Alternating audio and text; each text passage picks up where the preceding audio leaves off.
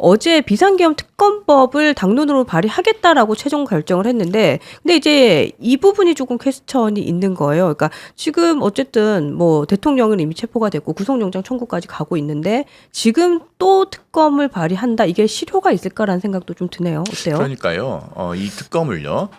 할 거면은 조금 더 빨리 했으면은 조금 더 명분도 있고 사회적 효용도 있었어요. 우리가 지금 큰 물리적 충돌 없이 그 체포영장 집행 문제가 일단락이 되었기 때문에 망정이지. 네.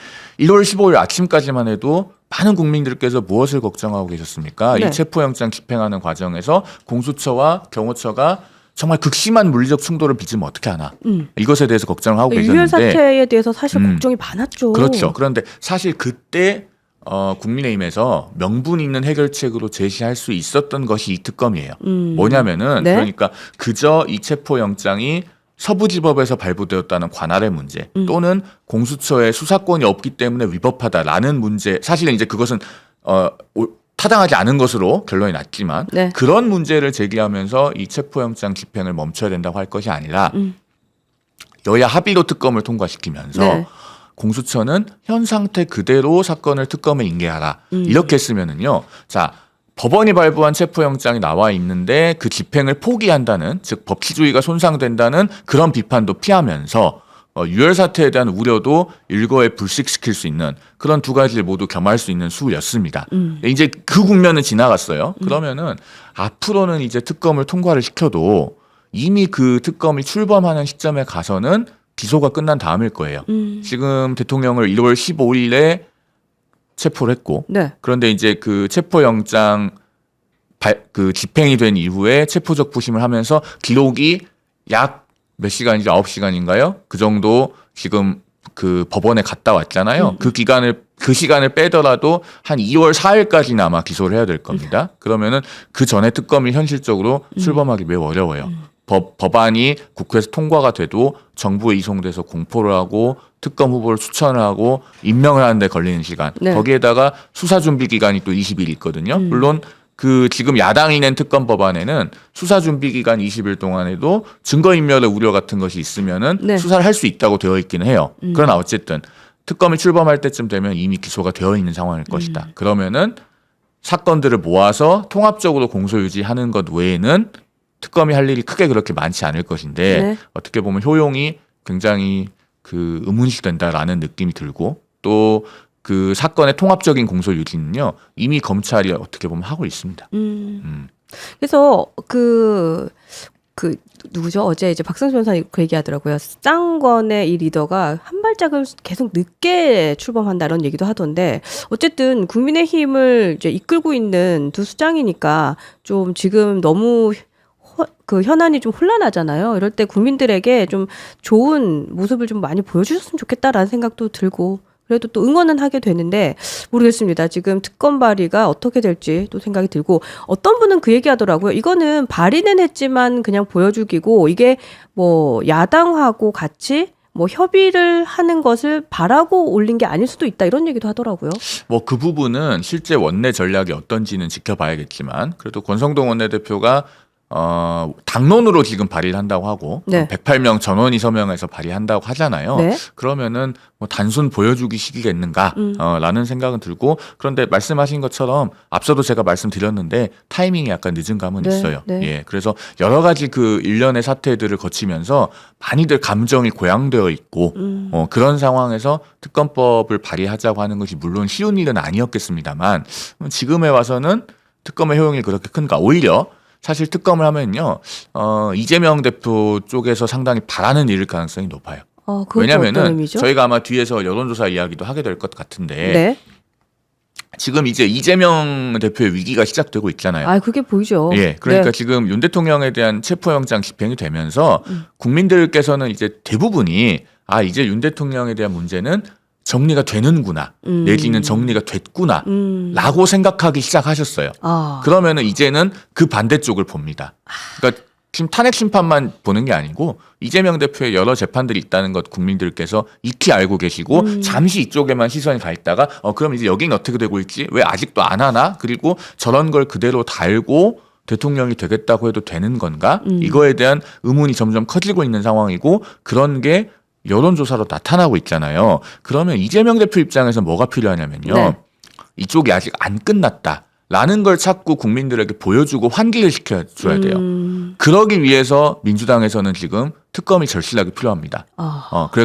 그렇게 해서 특검이 출범해서 매일같이 수사 브리핑도 하고 하면서 마치 뭔가 아직까지 밝혀지지 않은 그 사태의 거대한 빙산이 남아있는 것처럼 보이게 하면서 이쪽을 징치해야 될 일이 남았기 때문에 대선에서 민주당을 선택해야 된다. 그런 걸 은연중에 그 지지층에게 끊임없이 환기해야 되는 네. 그런 필요성이 있는 거예요. 아, 그렇게도 또 볼 수 있겠군요. 아, 요러한 시각도 네. 참 합리적으로 볼 수 있겠다라는 생각도 듭니다.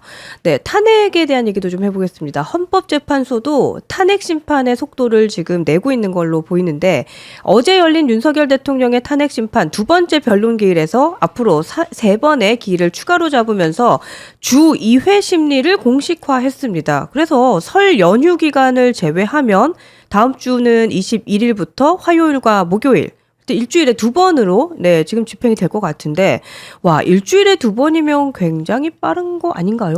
주 2회는 박근혜 전 대통령 탄핵 심판 때도 주 2회를 했어요. 아 그래요? 예, 1월 3일에 첫 본 변론기일 그러니까 변론 준비기일 말고 1월 3일에 변론 기일을 시작을 해서 네. 매주 2회를 하고 한 번인가는 주 3회를 했습니다. 설 연휴 때 빠지는 걸 보충하려고 그랬던 것 같아요. 네. 그렇게 해서 2월 27일까지 17번의 변론기를 하고 아 그때도 진짜 1월 2월이었네요. 예, 그죠? 그래서 네. 2월 27일에 마지막 변론기를 하고 그때 이제 권성동 원내대표가 국회 탄핵소추 위원장이었죠. 그랬죠. 그렇게 해서 이제 최종 변론을 낭독을 하고 그리고 이제 3월 10일에 헌재가 결정을 선고를 했는데 그때 상황에 비춰보면은 이제 지금도 주 2회를 하고 있는 것은 같고 그런데 변론기를 몇 번을 할 건가? 네. 이제 이게 관건이에요. 그러니까 총 몇 번 할 건가? 그렇죠. 네. 이제 그 기존에 저희가 그 했던 대로 17번을 한다고 가정해 보면은 이게 3월 중하순에 끝나요. 그런데 17번을 다 채우지 않고 네. 아마 한 10번 정도까지만 하고 끝날 수도 있겠다라는 생각이 들어요. 아 총 횟수가 좀 줄겠다. 이유는요? 그 지금 윤 대통령의 탄핵 심판 대리인단이 하고 있는 전략을 보면은요. 네. 헌재가 빨리 끝내려고 할 가능성이 더 높아지고 있는 것 같아 보여요. 어떤 포인트죠? 일단 두 가지가 있는데요. 네. 조금 그 과거로 거슬러 올라가서 말씀을 드리면 1월 3일에 1차 체포영장 집행 시도가 있을 때 그 5시간 반 정도 그 대치를 할 때 그 과정이 다 생중계가 됐잖아요. 그랬죠. 그리고 경호처에 저지가 있었고 집행에 상당히 어려움을 겪고 그로 인해서 사회적으로 이제 큰 갈등과 또 비용이 초래된다는 것을 모두가 다 봤어요. 그랬죠. 근데 그걸 우리만 본 게 아니고 헌법재판관들도 봤겠죠. 그날 오후에 변론 준비기일 2차 변론 준비기일이 있었습니다. 네. 헌재가 변론 준비기일을 마무리하고 본 변론기일로 들어가겠다고 하면서 1월 14일로 첫 기일을 정하고 5번의 변론기일을 한꺼번에 잡았잖아요. 저는 그런 절차 진행에는 그날 오전에 본 상황도 영향을 미쳤을 거라고 추론을 합니다. 왜냐하면 헌재로서는 이 정도 되면 우리가 상황을 빨리 정리해 줘야 되겠다라는 어떤 공표되지는 않았지만 그런 내심의 의사를 가졌을 가능성이 있어요. 그럴 수 있겠네요. 그런데 본 변론기일에 들어가서 그러면은 이제 그 피청구인인 윤 대통령의 대리인단이 네. 그래도 좀 그 절차 진행에 있어서 헌법재판소 전원재판부를 존중하고 또 합리적인 변론을 하려고 노력을 하고 그래서 어떤 피청구인의 방어권을 그래도 최대한 보장해줘야겠다라는 생각이 들게끔 좀 변론을 해야 되는데 어제 경과를 보면 솔직히 그렇지 못해요. 그러니까 어제 변론에 대한 내용도 저 이어서 좀 말씀을 드리면 저는 가장 쇼킹했던 게 그 배진환 변호사 그분이 1시간 10분 동안 윤석열 대통령이 비상계엄을 선포할 수 밖에 없었던 사유를 설명을 하는데 와, 그중 하나가 부정선거였다. 그래서 부정선거를 국가 비상사태로까지 생각하고 있는 이 현실이 저는 사실 와 이거 너무 간 거 아닌가라는 생각이 그래서 들어요. 헌재에서도 듣다가 네. 10분 이내로 해달라고 하는 거잖아요. 네, 네. 그리고 끝나니까 바로 일어나 버리고. 그러니까 그런 것들이 제가 앞서 말씀드린 것처럼 네. 이 탄핵 심판의 기간이 짧아지지 않겠는가라고 하는 생각을 하게 만드는 거예요. 그런데 이게 이제 왜 우려를 하냐면요. 탄핵 심판 절차가 지나치게 빨리 끝나면 네. 그 결과에 대해서 우리 국민들 중에 일부는 끝까지 수용하고 납득하지 못할 것이 우려가 됩니다. 아, 그렇게 되면 우리 사회에 정말 큰 고립해요. 한 번 또 혼란이 가중되겠네요. 이건 제가 탄핵 심판 절차가 시작된 이후로 매우 일관되게 말씀드리고 있는 부분인데요. 탄핵 심판 이후의 대한민국을 생각해서 네. 정말 최대 다수의 국민들이 수용하고 수긍하고 납득하고 승복할 수 있는 그런 절차 진행이 필요합니다. 그러려면요. 단도직입적으로 말씀드려서 헌재가 피청구인 쪽에 굉장히 충분한 방어권을 줬다는 그런 느낌이 들게끔 진행이 되어져야 돼요. 그런데 어떻게 보면은 지금 그 윤 대통령의 대리인단도 그런 진행으로부터 멀어지게끔 변론에 임하고 있는 것이 아닌가 그런 생각이 자꾸 들어요. 그리고 뭐 지연 말단적으로 변론 기회를 뭐 5번을 일괄 지정한 것이 위법하다라는 네. 식으로 주장을 한다든가 그거는 헌법재판소가 이미 밝혔죠. 탄핵 심판은 형사재판하고 똑같은 건 아니기 때문에 원래도 헌법재판소법에 보면은 탄핵 심판의 성질에 반하지 않는 범위 내에서 형사소송법을 준용하는 것이지 형사소송법을 그대로 갖다 쓰는 게 아니에요. 그래서 헌재도 그걸 밝혔잖아요. 탄핵 심판은 형사소송과는 다르다. 근데 윤 대통령 측에서 주장하는 게 뭐냐면 네. 형사소송 규칙에 가면 2번 이상의 공판기일을 한꺼번에 지정할 때는 변호인의 의견을 들어야 된다는 거예요. 근데 잘 들어보세요. 변호인의 의견을 들어야 된다는 거지 변호인의 의견을 따라야 된다는 게 아니에요. 의무는 아니네요. 네, 그러니까 그러면 듣고 네. 재판부가 어쨌든 재량껏 정하는 거예요. 그렇죠. 그러면은요 윤 대통령의 그 대리인단이 지적한 부분은 설령 형사소송 규칙이 지정된다고 해도 굉장히 마이너한 부분이에요. 왜? 그러면은 그 기일 지정을 일단 철회를 했다가 재판부가 다시 변호인단의 의견을 듣고 일단 의견 들었어요. 그러고 나서 재량껏 다시 지정하면 돼요. 결과에 있어서 아무 차이가 없거든요. 그런 걸 계속 트집을 잡으면요. 재판부는 절차 진행에 있어서 대리인단에게 배려를 해주기 싫어요. 모든 재판에서 마찬가지예요. 아, 그거를 그분들도 모르지 않을 건데 자꾸 지연말단적인 것부터 그 시비를 거는 전략을 취하고 있는데 저는 이거는 절차 내에서 승부를 보려는 그런 의도가 아니라고 봐요. 결국에는 이 절차가 공정하지 못하다. 그렇게 해서 결과가 나왔을 때 이건 승복할 수 없다라고 하는 어떤 장외의 움직임을 그 부추기기 위한 것이 아닌가 라는 의구심이 들어서 이게 그러면 우리 사회적으로 굉장히 바람직하지 못한 일이다라는 생각이 들죠. 그러니까 사법적인 영역인데 이걸 정치적으로 가지고 온다는 느낌이 드네요. 그러니까 이 사건 자체가 정치적인 사건이기 때문에 어떻게든 정치적으로 각자 국민들마다 시각이 다르고 그래서 그 여러 다른 면을 보게 되는 것은 피할 수 없기는 해요. 그런데 절차에 임하는 과정에서 그 대리인단들마저 그런 흐름을 강화시키는 쪽으로 임하는 것이 맞느냐. 저는 그 부분을 얘기하는 거예요. 그리고 지금 윤 대통령의 그 답변서가 언론을 통해서 나왔잖아요. 그 개헌포고령 1호는 김영현 전 국방장관이 유신 시대 거를 잘못 베껴 쓴 거다. 그 김영현 전 장관의 변호인이 언론을 통해서 일축했잖아요. 네. 다 대통령하고 상의한 거다. 그리고 실제로도 그랬을 것 같고 그 주장 자체가 김영현 전 장관의 변호인 이야기를 굳이 안 들어봐도 말이 안 돼요. 네, 네. 왜냐면은 우리 박상수 변호사도 얘기를 했던데 저하고도 그 얘기를 나눴거든요. 제가 얘기를 했어요. 그 유신 때는 지방의회가 없었다.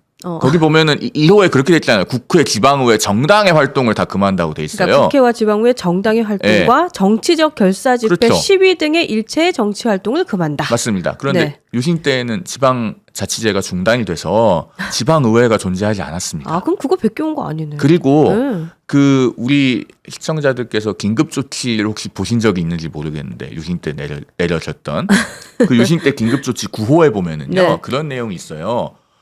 긴급조치 9호가 주된 내용이 뭐냐면은 유신 그 헌법에 대한 개정 논의 자체를 금지하는 거예요. 유신헌법을 비판하거나 유신헌법을 개정해야 된다는 주장 자체를 못하게 하고 처벌하는 겁니다. 손발 다 묶는 거예요. 그게 긴급조치인데 네. 거기에도 심지어 어떻게 돼 있냐면요. 국회의원이 국회 안에서 그런 발언을 하는 거는 처벌하지 않는다고 돼 있어요. 그건 또 뭐죠? 아니 그러니까 네. 그 시절에도 네.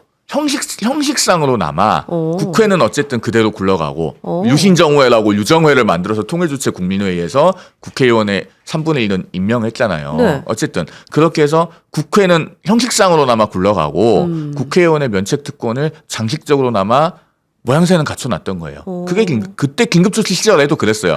그래서 긴급조치 9월 보면은 그렇게 써 있으면서 다만 그게 이제 외부의 언론을 통해서 나가면은 그거는 또 처벌한대요. 그렇게 되어 있었습니다. 오. 그러니까 그 시절에도 국회가 문을 닫진 않았다는 거예요. 그때도 국회는 인정을 한 거네요. 예, 네. 그랬는데 심지어 지금 그 개헌포고령 1호는 국회의 활동을 다 금지한다고 돼 있었잖아요. 그렇죠. 예, 그게 어떻게 베껴온 겁니까? 그리고 뭐 더 디테일하게 얘기하자면 한도 끝도 없어요. 왜냐하면 그 시절에는요 가짜 뉴스라는 표현 안 썼습니다. 이게 페이크 뉴스에서 온 거잖아요. 네. 네. 그 유신시대 유긴급조치 보면 거긴 유언비어라고 되어 있지 가짜 뉴스라고 되어 있지 않아요. 근데 개헌포고령에는 가짜 뉴스라고 되어 있잖아요. 뭐 그런 것부터 시작해서 뭐 말하기 시작하면 한도 끝도 없는데 그런 주장을 헌법재판소에 답변서라고 냈어요.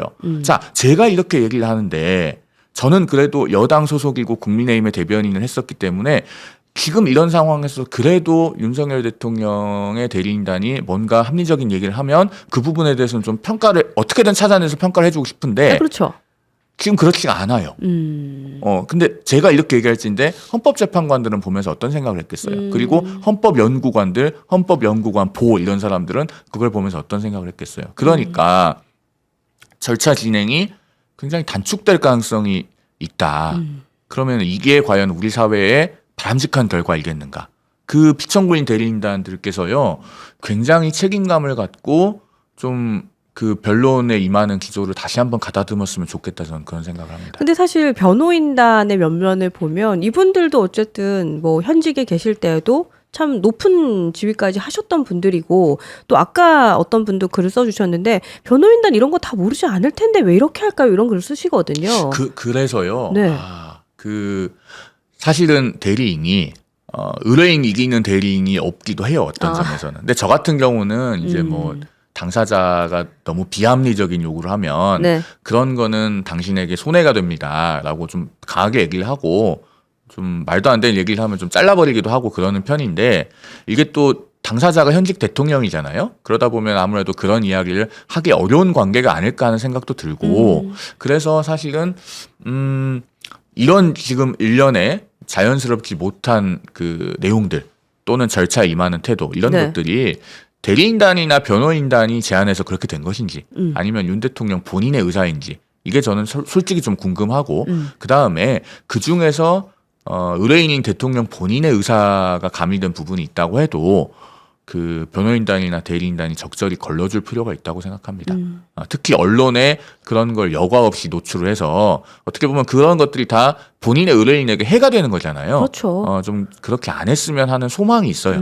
예. 근데 그 탄핵의 심판이 어쨌든 탄핵의 시계는 흐르고 있는데 지금 윤석열 대통령은 이미 체포가 됐고 지금 뭐 기한이 있긴 하지만 구속이 돼 있고 또 구속영장이 청구되면 인용할 가능성을 높이 보는 시각이 많던데 그러면 구속이 된 상태에서는 탄핵에 조금 더 안 좋게 영향을 미치지 않을까라는 생각도 들어요. 실질적으로 영향이 있겠죠. 이미 제가 봤을 때는 네. 구속 여부와 탄핵 심판의 인용 여부가 큰 관계가 없어졌다고 봐요. 그렇게 보고요. 네. 그다음에 윤 대통령이 이제 뭐 구속이 되더라도 또 탄핵 심판에 출석을 하겠다는 의지는 있는 것 같으니까 뭐 그 부분도 사실은 구속이 되나 구속되지 않으나 큰 차이가 없을 것으로 보고요. 네.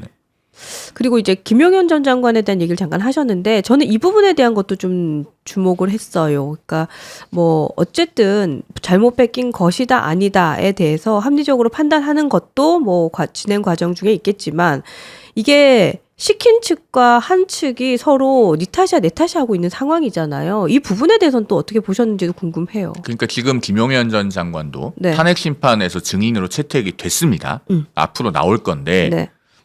나와서 물론 진술 거부권을 행사할 수도 있죠. 본인이 기소가 되어 있으니까요. 그건 그 증언 거부권이 있어요. 하지만 네. 지금 김용현 전 장관의 변호인이 밝히는 내용이나 또 김용현 전 장관이 주장을 하고 있는 바나 김용현 전 장관 본인은 일종의 확신범 같아 보여요. 그러니까 본인은 뭔가 정당한 일을 했다고 계속 주장을 하고 있고 그걸 대통령과 다 상의하고 논해서 했다는 거예요.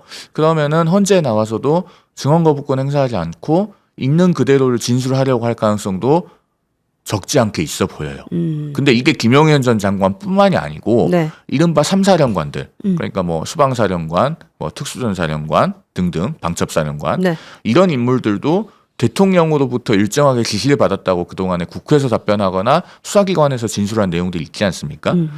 이런 것들을 지금 윤 대통령이 다 부인하고 있는데 네.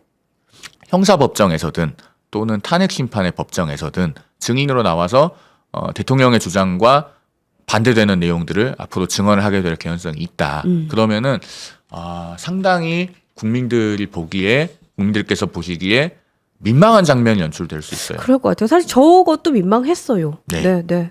그래서 저는 대통령께서 형사재판이든 탄핵심판이든 어쨌든 대통령직에 계시는 동안에는 대통령다웠으면 좋겠어요.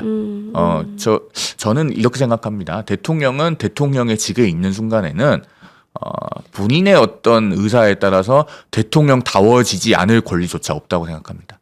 그렇게까지 그 위치에서는 네. 본인이 아무리 고통스럽고 내키지 않아도 매 순간순간 대통령답게 행동할 것이 요구돼요. 한순간도 그걸 벗어나면 안 됩니다. 어떻게 보면 지금 이 순간에요. 윤 대통령의 변호인단이나 대리인단이 자신의 의뢰인인 대통령에게 꼭 드려야 할 말씀이 이런 것이 아닌가 싶어요. 제가 걱정을 하고 있네요. 그러니까 뭐 왕관의 무게를 견디는 자가 왕이 될 수 있다 이런 말하고 같잖아요. 사실은 그러니까 그런 것들이 하나씩 이게 연관될 수 있지 모르겠지만 국격인 것 같기도 하다는 생각도 좀 들고요. 그렇습니다.